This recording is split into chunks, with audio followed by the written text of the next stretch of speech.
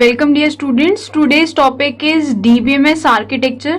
So after completing this lecture, you will be able to describe the various database architecture, like you will be able to describe about the two-tier architecture, also known as the client-server architecture, and the three-tier architecture.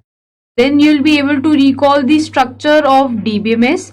Examination point of view से ये दोनों ही topic बहुत ही ज्यादा important है। इससे generally आपके long answer question आते हैं जो कि ज्यादा मार्क्स के भी होते हैं। So these topics are very important.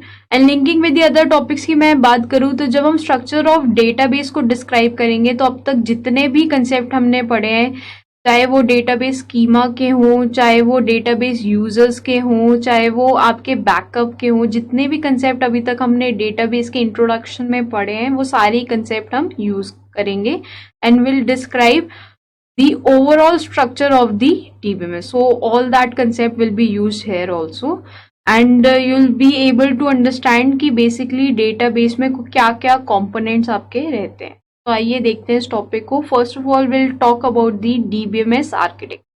तो DBMS आर्किटेक्चर में बेसिकली जो आपकी डेटाबेस की एप्लीकेशंस होती हैं, either they can follow two tier architecture और अ थ्री टायर आर्किटेक्चर। तो अगर हम बात करें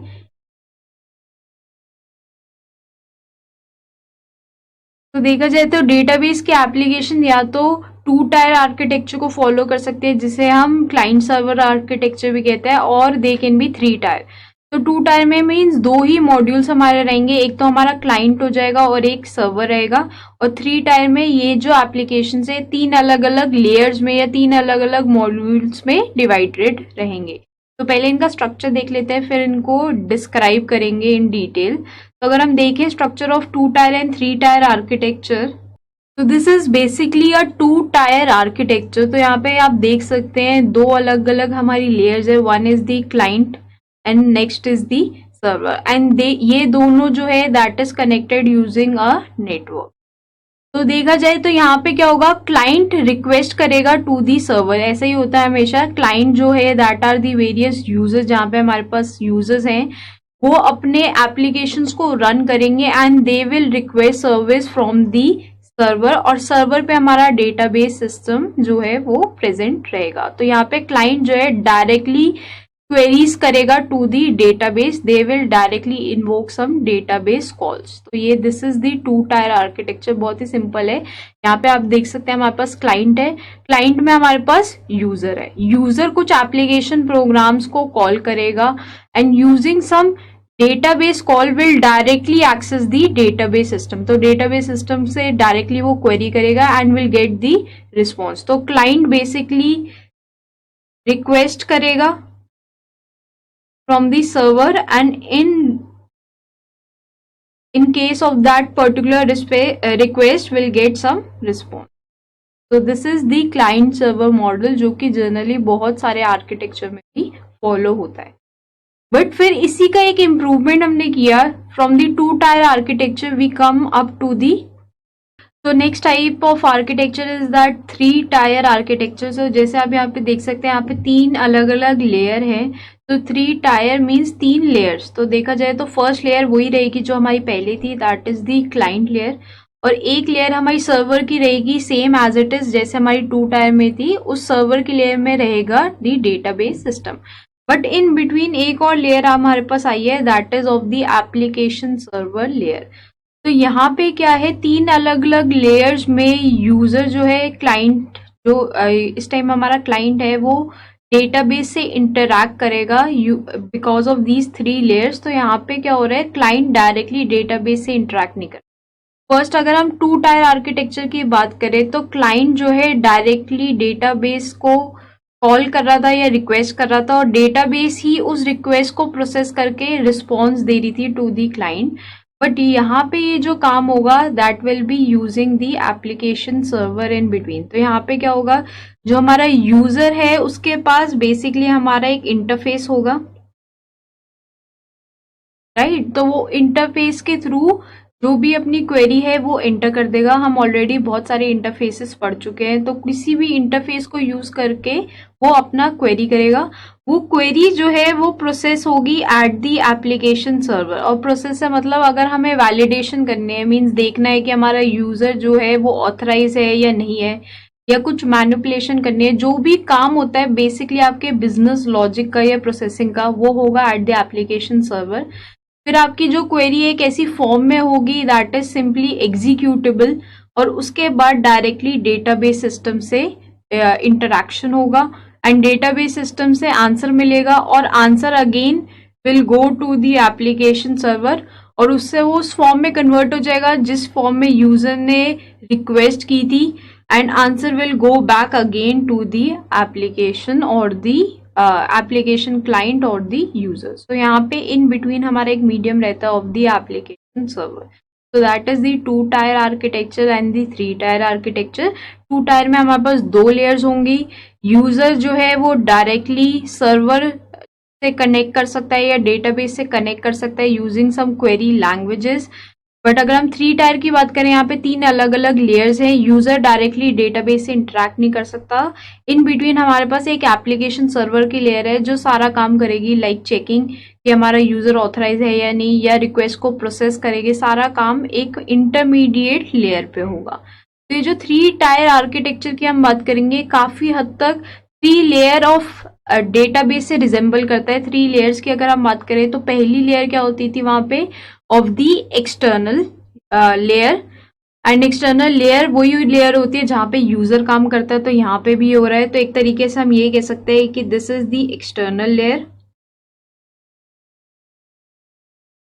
ठीक है, तो हमने पढ़ा हुआ है ऑलरेडी, एक्सटर्नल लेयर वो लेयर है जहां पे यूजर काम करता है। फिर उसके बाद नेक्स्ट लेयर हमारी कौन सी आती है, लॉजिकल लेयर।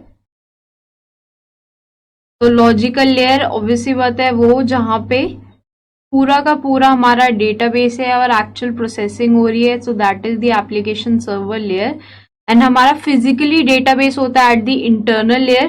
तो डेटाबेस सिस्टम हमारे पास इंटरनल लेयर पे। तो जो थ्री टायर आर्किटेक्चर है हम ऑलरेडी एक बार देख भी चुके हैं in the three level schema architecture of the database. तो इसके बारे में लिख लेते हैं about the two tier architecture and the three tier architecture.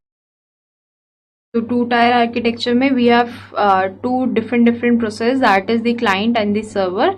And client जो है डायरेक्टली डेटाबेस सर्वर से इंटरेक्ट कर सकता है using the query languages. So in this two-tier architecture, application can invoke the database system functionality at the server machine through some query language statement. तो directly query language statement लिख के वो database से interact कर सकता है। देखा जाए तो अगर हम इसके एडवांटेज की बात करें, so it is simple and easy to maintain. तो जो एप्लीकेशन आपके टू टायर आर्किटेक्चर को यूज करते हैं, एक तो सिंपल है बहुत, क्लाइंट जो है डायरेक्टली सर्वर से रिक्वेस्ट करेगा, डायरेक्टली उसको रिस्पॉन्स मिल जाएगा। So this is very simple, और मेंटेनेंस वाइज भी बहुत इजी रहेगा। बट अगर हम डिसएडवांटेज की बात करें,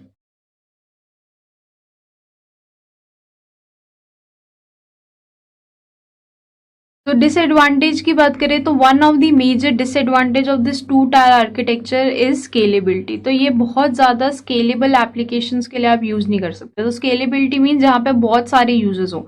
अगर 1 लाख यूजर्स जो है डेटाबेस को एक साथ एक्सेस कर रहे हैं, कॉन्करेंटली एक्सेस कर रहे हैं और डायरेक्टली डेटाबेस से इंटरेक्ट कर रहे हैं, तो बहुत ही मुश्किल हो जाएगा। हम उनकी रिक्वेस्ट को सेटिस्फाई नहीं कर पाएंगे, क्योंकि डेटाबेस लेयर पे, ये जो सर्वर लेयर है वहीं पे रिक्वेस्ट प्रोसेस भी हो रही है, ऑथेंटिकेशन भी चेक हो रहा है, सारा काम वहीं पे हो रहा है, और फिर फाइनली आंसर भी हम वहीं पे कैलकुलेट कर रहे हैं।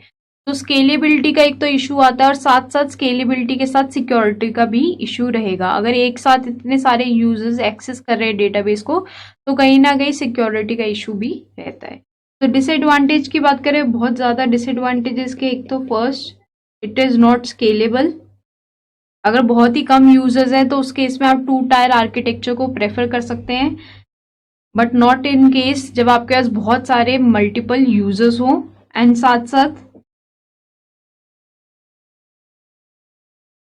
We have an issue of security. इतने सारे यूजर्स डायरेक्टली अगर डेटाबेस को यूज करेंगे तो कहीं ना कहीं मिसयूज जरूर रहेगा डेटाबेस का। तो इसी की वजह से we had another architecture that is the three tier architecture. Three tier architecture की बात करें तो अगेन हमारे पास 3 लेयर्स होंगी, एक क्लाइंट लेयर, एक सर्वर लेयर जो जैसी हमारे पास पहले थी, but in between we have the application server layer. तो यहाँ पे क्लाइंट डेटाबेस से डायरेक्टली इंटरैक्ट नहीं करेगा, in between we have one another layer जहाँ पे सारी वैलिडेशन का काम होगा, प्रोसेसिंग का काम होगा, सारा काम होगा at the application server, but जो क्वेरी प्रोसेस होगी एट दी डेटाबेस लेयर। तो ये the client machine act as a front end, से फ्रंट एंड की तरह बिहेव करता है। वहां पे सिर्फ हमारे पास कोई ना कोई इंटरफेस रहेगा, डायरेक्टली हमें एप्लीकेशन प्रोग्राम नहीं लिखना होता है, and it will not contain any direct database call, तो वो डायरेक्टली डेटाबेस से इंटरैक्ट नहीं करेगा। In between we have the application server, the application server in turn will communicate with the database system to access the data। तो अगर हम ज्यादातर अपनी एप्लीकेशंस को देखें जो www की एप्लीकेशंस होती है, जैसे कोई भी आप वेबसाइट की बात करें, that is following a three tier architecture. तो अगर आपको वेबसाइट के थ्रू कुछ भी एक्सेस करना है तो आप जानते हैं हमें वहाँ पे एप्लीकेशन प्रोग्राम लिखने की जरूरत नहीं है, वहाँ पे हमारे पास टैब्स बने हुए होते हैं। अगर आपको सपोज करो कोई बैंकिंग की वेबसाइट भी खोली हुई, आपने आपको अपने अकाउंट को एक्सेस करना है, अकाउंट में कुछ पैसे ट्रांसफर करने हैं, ये सारा काम करने के लिए कोई ना कोई एप्लीकेशन प्रोग्राम लिखने की जरूरत नहीं रहती, वहां पे सारे फंक्शंस अवेलेबल होते हैं। हम उस इंटरफेस के थ्रू डायरेक्टली डेटाबेस से अपने इंटरैक्ट कर सकते हैं। तो इन बिटवीन ये काम करता है एप्लीकेशन सर्वर लेयर। तो ज्यादातर जो स्केलेबल एप्लीकेशन है जहाँ पे बहुत सारे मल्टीपल यूजर्स होते हैं, that is using the three tier architecture. इनका डायग्राम बहुत इंपॉर्टेंट है जो हम ऑलरेडी देख चुके। तो right now we have described the database architecture, जहाँ पे हमने बात की about the two tier architecture as well as the three tier architecture. So before going further will do a quick knowledge check.